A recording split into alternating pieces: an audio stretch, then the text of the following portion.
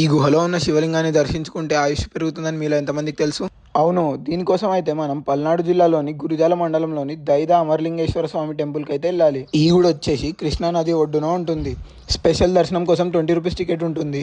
ఈ సున్నపు రాయితో ఉన్న గుహలో అయితే అమరలింగేశ్వర స్వామి దర్శనమిస్తాడు. ఈ గుహ వచ్చేసి 200 నుంచి 300 మీటర్లు ఉంటుంది. లోపల భక్తులకు ఎట్లాంటి ఇబ్బంది కలగకుండా లైటింగ్ ఇంకా ఏసీ సౌకర్యం ఉంటుంది. దర్శనం చేసుకున్న ప్రతి ఒక్కరికి ఆ లింగానికి అభిషేకం చేసే భాగ్యం కూడా దొరుకుతుంది. ఈ చిన్న గుహలో నుంచి పోతే మాత్రం ఇంకా కొన్ని గుళ్ళు ఉంటాయి లోపల దర్శనం చేసుకోవడానికి. కింద వాటర్ ఉండడం వల్ల మనం అయితే అట్లా వంగిపోవాల్సి వస్తుంది. పూర్వం నది ఒడ్డున గొర్రెలు గాయడానికి వచ్చిన కొందరికి అయితే కొన్ని చాంటింగ్స్ అయితే వినబడ్డాయంట. ఎక్కడి నుంచి వినబడుతున్నారా అని చూస్తుంటే ఈ గుహలో నుంచి అయితే వచ్చినాయంట. అప్పటి నుంచి ఆ గుడిలో ఉన్న దేవుడికి అయితే పూజలు చేయడం స్టార్ట్. గుడి పక్కనే అయితే పెద్ద నంది విగ్రహం అయితే ఉంటుంది.